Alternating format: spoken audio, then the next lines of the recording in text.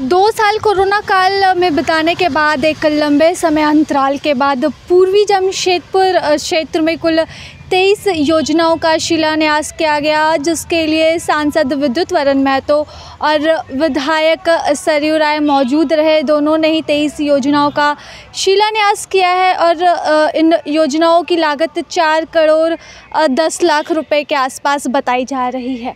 ऐसे में सुनिए क्या कुछ कहना था इस दौरान मौजूद सांसद और विधायक। 4 करोड़ के काम का शिलान्यास हुआ है। अब ये 4 करोड़ का काम जल्दी पूरा हो जाए और पहले वाली योजनाएं जो अभी तक पूरा नहीं हुई हैं वो भी पूरा हो जाए, उनका उद्घाटन हो जाए, तब हम लोगों को संतोष होगा।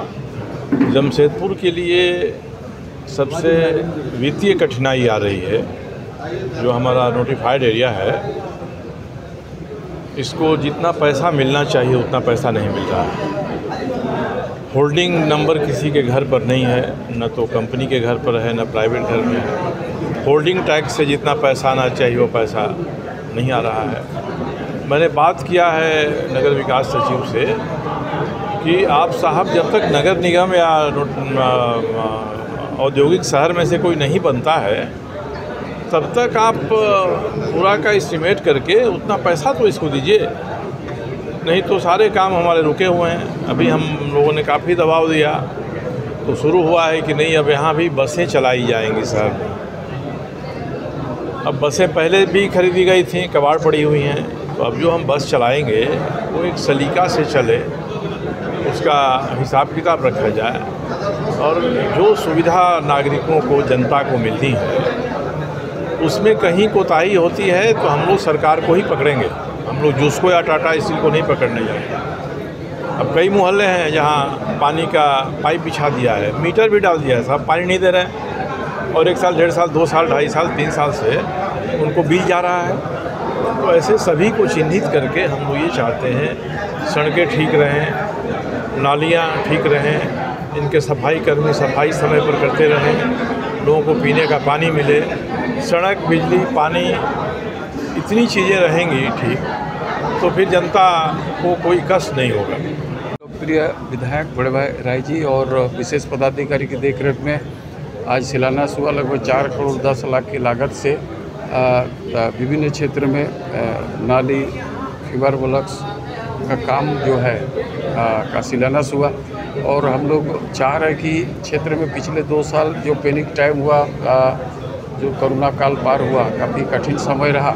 दूसरी ओर जो गिट्टी बालू का भी काफ़ी दिक्कत हुआ क्षेत्र में, नहीं पूरा झारखंड में, और काम काफ़ी धीमी गति से हुआ। तो हम लोग चाहते हैं कि अभी क्षेत्र में काम जो है तीव्र गति से हो, बेहतर भाव से हो, और जो भी आम नागरिक हो या जनप्रतिनिधि हो या तो समाज सेवी हो, हम लोग ये भी चाहते हैं कि भ्रमण के दरमियान जो भी समस्या, चाहे नाली हो, पानी पीने का पानी हो, बिजली हो, वो सूचीबद्ध तरीक़ा से चाहे विधायक जी या मेरे पास किसी के पास भेजे, ताकि जो अभी जो एक समिति बना है सभी को मिलकर जिसको आपका अधिसूचित क्षेत्र और जनप्रतिनिधि सभी उसमें रहे। और क्षेत्र का विकास का सबसे बड़ी दिक्कत हुआ निगरानी का। झारखंड में आज जो भी योजना धरातल में जा रहा है, किसी तरह हम लोग शिलान्यास करते हैं, इंजीनियर उस दिन उपस्थित रहता है, उसके बाद कोई देखने का माय बाप, जिसका चलते गुणवत्ता पर बुरा असर पड़ता है। तो हम लोग चाहते हैं जिस तरह बाढ़ की समस्या इधर बाबूडी, छायानगर इस तरह में होता है, आपका बागुन नगर, तो इसको भी ध्यान दिया जाए कि अगले बार जब कभी तो बाढ़ तो आएगा हर साल, उसका पहले से प्रिकॉशन लेना है। खास करके सेलम बस्ती से लेकर आम बस्ती के साथ साथ जो साफ़ सफाई का काम पर विशेष ध्यान दें। यहाँ तो जुस्को है, लेकिन जैसे दादा बोल रहा कि 10 बार बोलने से वो लोग अभी ध्यान दे रहा, पहले की तरह अभी नहीं हो रहा, लेकिन फिर भी लगे हुए कि भाई जुस्को भी ध्यान दे और अधिसूचित क्षेत्र भी ध्यान दे। जनता की नागरिक सुविधा में किसी तरह का कोई दिक्कत ना हो, उसके लिए हम लोग सब पनी नज़र रखें।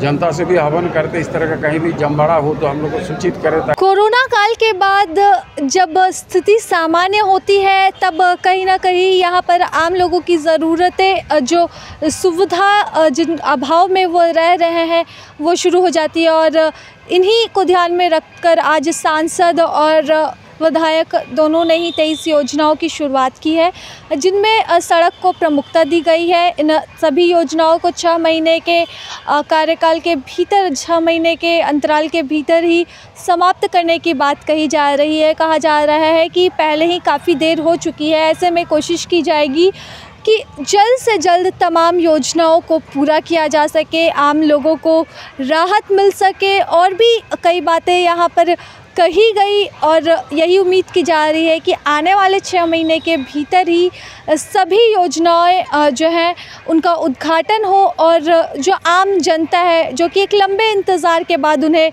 इन योजनाओं का लाभ मिलेगा, अच्छी सड़क की सुविधा मिलेगी।